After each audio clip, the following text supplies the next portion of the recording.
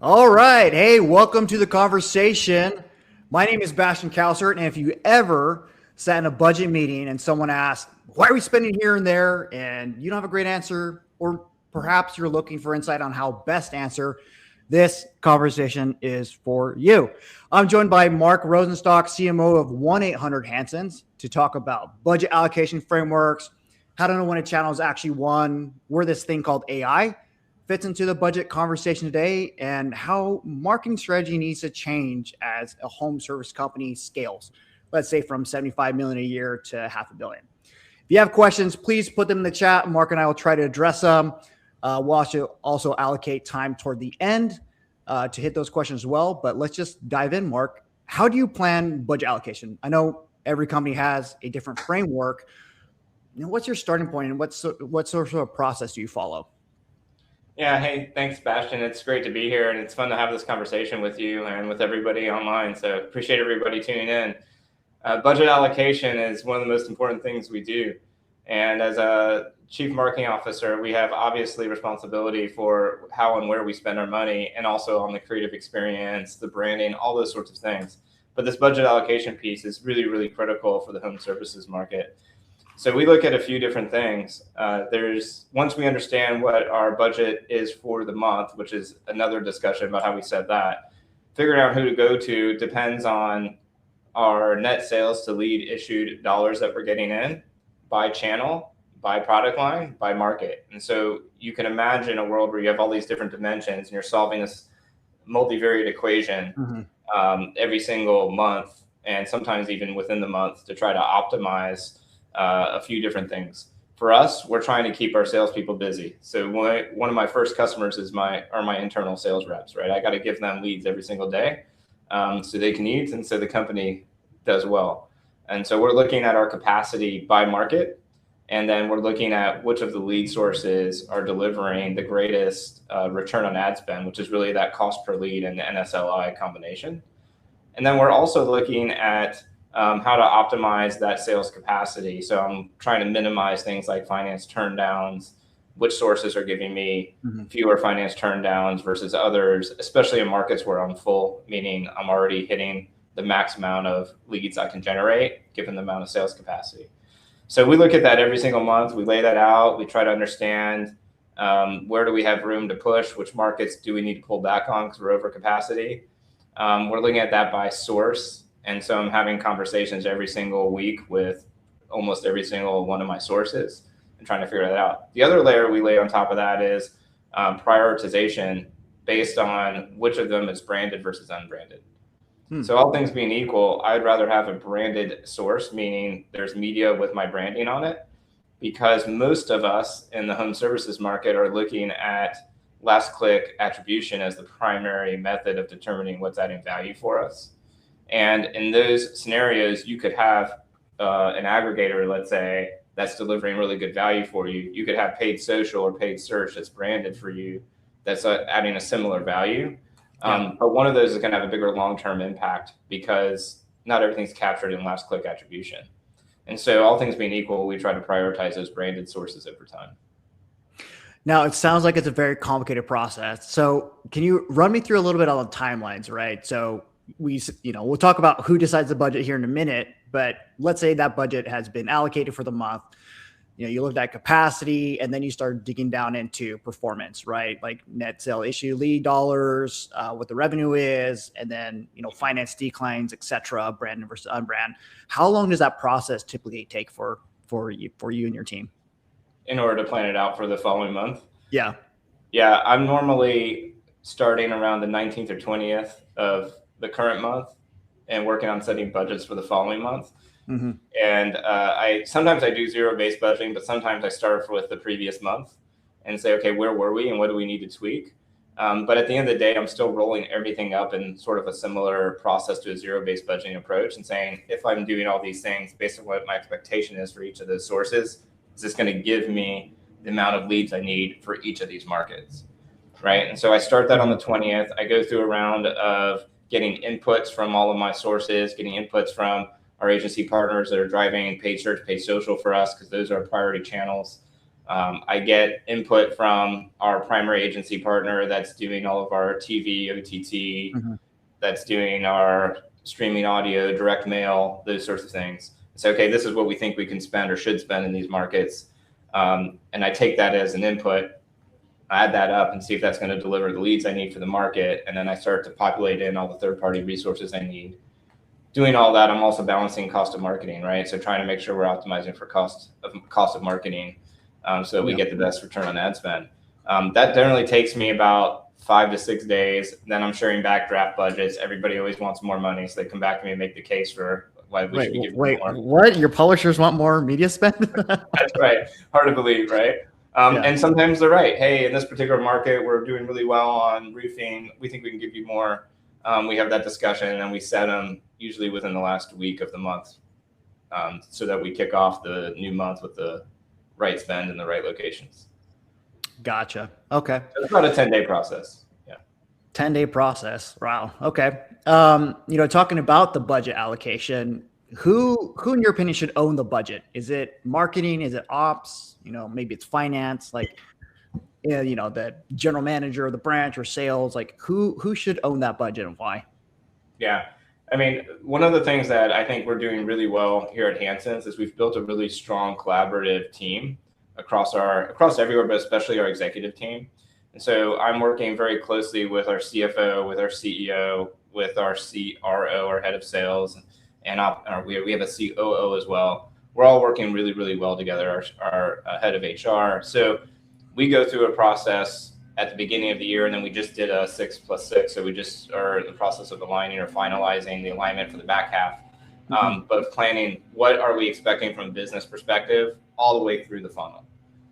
Included in that is how much we're going to be spending on marketing in order to deliver those numbers, right? And so that is a collaborative process in terms of how much we're going to spend by month with our CFO and our CEO really at the end of the day on how much we're going to spend.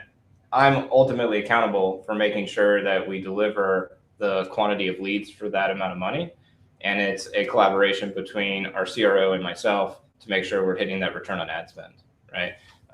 And so because I own that accountability, ultimately I'm making a case to spend more or less. But at the end of the day, we're all holding hands together saying this is what we need to balance the goals of the company. Gotcha. And for the fellow marketers here, right? Like you're talking to a very diverse group, right? With their own KPIs and their own perspective, their own framework on how they view the business, right? CEO, CFOs, your HR person, your CRO. How do you get buy-in for those budget allocation? Like if you want to test things or if you want to pull back or push more, like, obviously that's a lot of influence you have to, provide into the business to kind of like manage the way you want to manage. Like, how do you go about that? Yeah, I think for the budget allocations, it's way simpler. They give me, I'm lucky and fortunate that they give me a lot of autonomy on where to spend. I'll get input for sure. And sometimes we'll have recommendations. Again, we work very collaboratively. So good ideas can come from anywhere. I certainly don't have a monopoly on them. And I have a great team that's supporting me. And so we may say, hey, we're getting a lot of finance turndowns in this particular market. We're over sales capacity. So let's pull back on this particular source. Or this particular product line or whatever it might be, and we'll make those adjustments. But ultimately, it's my decision on where to spend those dollars. And we're as head of marketing, as everybody on the call that leads a marketing group knows, like we're accountable for the results. So we're going to make that call, right? And I love that. I wouldn't have it any other way. But I do think, like getting back to your earlier question on where does the budget get set overall. That really does have to be a collaborative process because we might say, hey, I wanted to spend more in Detroit, but we are at sales capacity. So it's a collaboration between us, the GM and HR. Hey, how close are we to getting more sales reps in this market? Oh, we're losing a sales rep in that market. Let's pull back the budget. And I think one of the things that we're doing differently versus what we maybe have done in the past is we have this really tight process and communication so that in near real time, we're making those decisions and being able to adjust and really be agile. Because look, like things happen in the market. Nothing's in steady state around this, right? It's a people game. You lose reps, you gain reps. This happens in this market. Some people are performing really well. Have a mutiny in one office and, people leave. Yeah. It happens, right? Like somebody had a medical emergency. Somebody's, mom passed. Like things happen. and you have to be able to adjust. And if you're ignoring that and just say, well, that's why we did bad that month, you're leaving money on the table. So you need that collaborative real-time signal and process for making sure you're optimizing. Gotcha. Yeah, I think a lot of great insightful things there. You talked about, your, half one to half two kind of plan. At what frequency do you suggest marketers to reallocate their budgets or to rethink their plan? Is this like more of a quarterly, monthly, biannually? At what frequency does it make sense to do this? Yeah, I think there's a short answer and long answer to that. So if I had my way, that short answer would be daily, right? Yeah. I'd be wanting to allocate every single day if I could, because that's how quickly things are changing. The reality is we set the budget for the month, and then on a weekly basis, I'm making tweaks to it. Not as big as I would do month to month, but I am making changes during the week. Some of things are more changeable than others. So your broadcast TV spend gets pretty locked. So you can't, it's really hard to make that change. But your OTT spend can change, right? Mm-hmm. And so things that are controlled by the digital world and trading desks and those sorts of things can change more frequently. Things like purchasing leads from aggregator partners can change pretty frequently, right? Yeah. It's not always great to do it because depending on your relationship with your partner and how quickly they can pull the levers that they have, making changes all the time may make them less efficient. Same thing with your paid search, paid social. It can make it less efficient. So you don't want to go crazy on those changes. You can solve a short-term need and kind of screw yourself long-term. But really, we want to be making changes as frequently as possible. But those changes should be really about optimizing for the business landscape that's always changing. Yeah, 100%. And when do you decide to make those changes? For a channel or let's say a publisher or a specific sub ID, right? Everyone has their own metrics. Is it contact rate? Is it appointment rate? Sometimes it's, LTV. Sometimes it's cost of marketing or MCR, whatever you want to call it, right? At what point do you decide, okay, let's double down here or let's flag this as an issue, right? Because obviously in home services, there's a lag, right? From lead generation all the way to contact, to set appointment, to issue appointment, to demo, to gross sell, to net sell. And then obviously at the end of the day, people recognize revenue at install, right? So when in that process are you like, okay, this is a clear winner, let's move forward or let's pull back? Yeah, I think there may be two different questions there. So I'm going to break it up into two. The first question I think is when am I making decisions about what to change and things like that? And I break things up into what I call slow moving data and fast moving data. And the thing that I'm optimizing towards in that kind of fast moving space is how many appointments do I have today? How many have I confirmed today for my sales reps? Am I keeping them full? Is my lead board full? Right. And if I am seeing that a particular market is under capacity and we didn't plan to be under capacity, sometimes we plan to be under capacity, but if we're not planned to be under capacity and we're not hitting those target goals, then I'm immediately trying to figure out why. And then you start to get into a combination of fast moving and slow moving data. The why might be, I'm not getting enough prospects in, or what we call prospects, the raw leads in.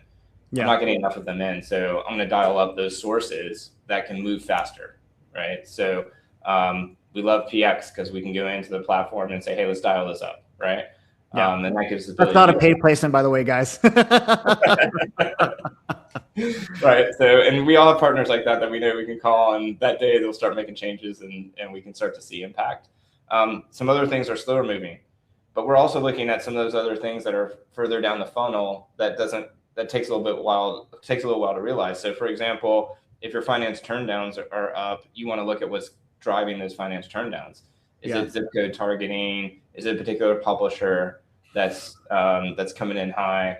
And you might have to make those changes. That's going to take a little while to trickle through, right? Mm-hmm. And so as soon as you kind of get to a threshold where you realize this is higher and I've got enough data to let me know it's not a statistical anomaly, then I'm tracking that down. It's not always zip code, right? It could be your sales reps aren't executing in the home. It could be something's going on with the way you're doing your financing, right? It could be a combination of different things. Gotcha. So you want to make sure you understand what's going on before you quickly pull the lever. But that's why I break it up. I break it up into the short and long term or that fast and slow moving data and short and long term impact. Gotcha. Yeah, that makes sense. We have a question here from Steven, who's a CEO of Flatiron. He's asking about media allocation, right? When you test new sources or optimizing on performers, like, is it do you operate typically from a percentage standpoint? Is it a set dollar amount? Like, how do you view, testing new things and then obviously like making decisions from a media standpoint, from a spend perspective on non-performers? Yeah, so usually what we're doing is we're looking at a controlled test, not necessarily as a percentage, but we'll look at how much do we need to meaningfully spend in order to see an impact. And this is where I think I've seen a lot of differences in our industry versus some of the other industries that I've played in. It's actually, I thought it would be, so I've been in this role for about a year. I thought it would be much easier given the number of markets we're in, the number of product lines we have and all that stuff to be able to try different things out in different markets and see that impact. What I have found is that there's so many variables changing at the same time. It's really hard to get a clean control. It's almost impossible to do a pre-post. Hey, I did this month, I did this the next month, and I see a difference because 10 other things are changing at the same time. We just talked about sales reps changing, right? We talked about competitive actions changing. Seasonality is really huge in our business. No month is the same as the previous month from a seasonal perspective. And so there's sometimes a lot of stuff going on at the same time that makes it really hard to tease out, was it the change in creative? Was it the change in this particular media channel? So one of the things that we've implemented is I'm going back to like my old school days in CPG marketing, it's just doing comps testing. So if I'm testing out a different piece of creative, I'm actually doing quantitative research where I'm exposing one group to one thing, a different group to another, comparing the survey metrics on those two groups based on what they saw. And I'm using that as input to doing a real in-market test. It's a cheap, quick way to give me a signal before I test it in market. From the media channel perspective, we are trying to go back and kind of still use that. Hey, in this particular market, I'm going to do more broadcast TV. In this other one, I'm going to do more OTT. And then see during that month, did I see a difference? And I'm comparing both of those to the baseline. So I'm trying to tease out the differences you might see in a typical pre-post. Yeah. Comparing both of those markets to the baselines and what are their changes. But what I found sometimes can be better. I don't know how many markets you're in, but we're in 17. And so I try to do 3 or 4 markets so that if there's any one anomaly going on in a particular market, you're not killing your test. Yeah, that makes sense. And I think it's interesting too that you bring up your background, right, in CPG. I think a lot of home services marketers, kind of were born and raised, the typical thing is like, I just fell into home services, right? I don't think everyone goes to colleges to do home services, performance marketing, but, you have a really kind of interesting, albeit outside perspective coming from, the CPG world. Like, are there any similarities you see between, things that can leverage or that are leveraged really well in CPG that maybe are under leveraged in the home services side of things? Yeah, I've been really fortunate to have gotten exposure to lots of different industries in my background. And the first 18 years were in consumer packaged goods, a combination of Procter & Gamble and Kimberly-Clark. There are certain things I learned in those worlds that I think are absolutely applicable here. And I'm also still on a very steep learning curve in the home services industry. And I find it fascinating to be able to compare and contrast, like what things are different, what things are the same. Some of the things that are the same is how people make decisions. So we did a lot of work, especially when I was at Kimberly-Clark in the behavioral psychology piece and how people make decisions. And that's the same no matter what industry you're in. And actually with the crazy changing technology landscape we're in, I find that those principles stay true. Mm-hmm. How you affect them, how you bring it to life changes with the technology and changes with the industry in terms of what you're trying to accomplish, but the psychology is the same.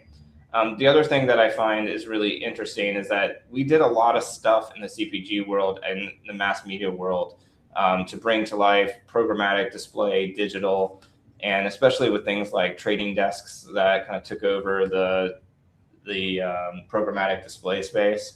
And I'm finding that the way we are all talking about third-party lead aggregators, how do I manage all these different sources? How do I figure out how much to pay for each of these different types of leads? Which markets, which product lines? It's almost a exact parallel to the way we used to think about how to buy and display media.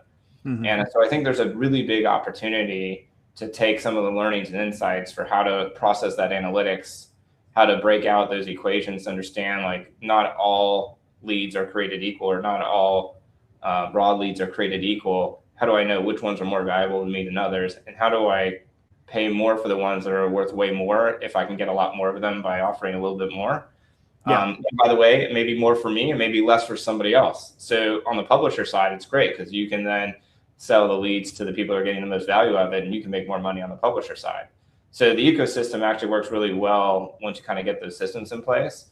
And so that's one of the things that we're looking at. I also think there's a lot in the, like, how do I think about putting together a media plan from a TV perspective, reach and frequency, understanding how to drive long-term impact versus short-term impact. Yeah. We're looking at things like market mix modeling to better understand what value things are creating beyond a last click attribution perspective. So like a lot of people have no idea how much their TV is driving. So they try to look at things like, well, if I assume all my organic traffic is coming from TV, how much does that drive? Or if I put a unique URL on TV, how much does that unique URL get traffic? But it's just a small fraction of what the value is for that channel. So things like market mix modeling can give us a better insight into its value beyond a bottom up or last click attribution approach. That's interesting. Quick time check, around 10 minutes left. I wanted to jump into a little thought experiment, right? Where you're running marketing, or, you're advising, or you're talking to two marketers in three different companies based on revenue size, right? 175 million, the other one's doing about 200. And the last one, let's say, $500 million, 500 million. Like what are some, marketing changes and evolutions that, evolve at each stage, and like where were you investing first in those three categories? 75 million, 200, $500 million. Yeah, it's a really interesting question because there's certain things that you can do if you're at scale, right? And that might be harder to do when have really small budgets. Mm-hmm. So I think I'll start with the smaller budget piece. I think some of those guerrilla tactics, or not even guerrilla tactics, but trying to do some of those things that you're more reliant on those third-party leads in order to get that engine turning so you can deliver the day, become really, really important. And I think as you grow in budget size and you get to, let's say, that medium-sized company, you can start to infiltrate in some of those more upper funnel tactics. So you can start to build a bigger long-term equity with your customer base in the particular markets that you're in, which over time, which may not be able to deliver quite the efficiency today, but over time, it'll improve your ability to set appointments, it'll improve your ability to convert those appointments through the funnel, right? And so you want to start to invest in some of those bigger, more long-term, kind of more mass media kinds of approaches, whether it's TV, audio, direct mail, those sorts of things. And then as you get into the bigger programs or the bigger spends, you can do probably more cause marketing, more investment in your community, more out of home kind of advertising, like billboards and those kinds of things. And I think over time, you can really then develop a competitive advantage where your cost per lead is really lower than a new entrant or somebody smaller in the space that can't afford some of those bigger tactics. Yeah, exactly. From personal experience, you take on like direct TV, right? Big spends typically in your market, very expensive. Attribution is typically harder, right? Because it's not direct. You have to look at a halo effect. Obviously, you have phone numbers and if you have URLs, etc. But it's like really hard to do like to the click, right?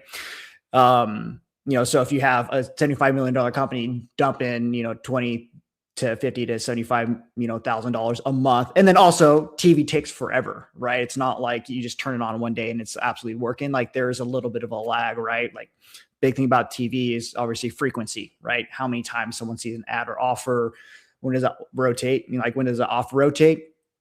So, and then I think inversely too, like some of these things are really easier to execute on a smaller side, but really hard, like the bigger you get, right? Because the bigger you get more people, you have more systems and processes. It kind of removes that flexibility and autonomy for like, people to do things. And I think one thing personally I've seen is referral programs, right? I think referral programs are great at the lower level, right? 75, 100 million, like you have a lot of autonomy there. You get a lot of buy-in from really the whole team.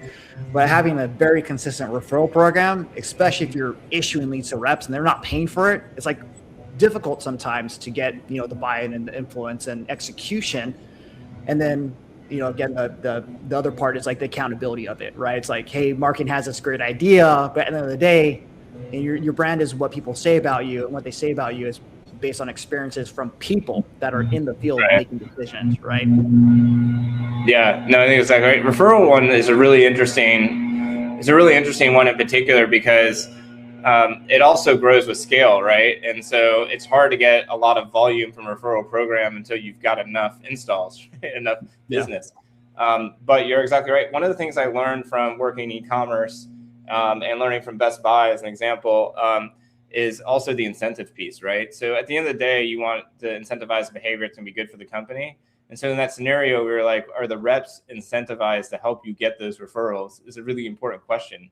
And you want to make sure that they aren't disincentivized because they're not getting that lead or whatever. So you can really get a lot of action if you're giving them a piece of that pie, which is good for the whole company. And so thinking about who's benefiting from those referrals and making sure that the behavior that you want internally is happening and incentivizing that behavior, I think is really critical. Gotcha.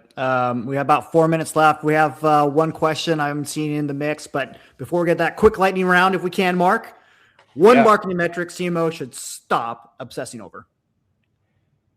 Which things should we stop obsessing over? Yeah, what's one metric CMO should stop obsessing over? Yeah, I think cost per lead, and I know that's really controversial, right? Because I think what's way more important is looking at what's the value of that prospect or that raw lead all the way through the funnel. And so that return on ad spend or cost of marketing for the source is way more important than just the cost per lead. Gotcha. Okay. And then what's one channel you're really excited about today? All right. So I think this might, people's eyes might roll a little bit, but I'm going to say AI, but not in the same way that I think most people are thinking about it. I think one of the biggest opportunities for those of us that are in the lead gen business is to empower the AI engines to set leads on our behalf. Right. So instead of driving everybody into our site to do that, whether you're using AI or human agents or whatever to set up via voice or text, whatever, I think there's an opportunity to work with the ChatGPTs and Claudes of the world to train them on how to set right in that experience. So if your customers are using AI, which they are, to do the research, let's just empower those AI agents to set the appointment right there. Okay. Got it. Brian Little asked, when you look at ROAS, right, internally versus externally, are there different goals? Like, how do you view that? Do you have different targets for ROAS for, owned and operated internal media placements versus third-party lead ads? We don't today, but the way that we've been trying to tackle that, so there's two ways. One is if they have similar ROASs, I'm trying to prioritize those owned and operated pieces that are owned channels that are branded. However, we have looked at the CPL piece. So, in the same breath that I said, don't obsess over CPL. One of the ways that we try to compensate for that branded versus unbranded lead is to have a lower CPL target for those aggregator source leads. Okay. Wrapping it up, Mark, last response. Like what's one thing you want to leave with the group here? I always like to think about always be learning. Don't get overconfident. And I always think of myself as a personal beta and our organization as an always on beta. We should always be learning. We think that the world's changing faster than it ever has, and maybe it is.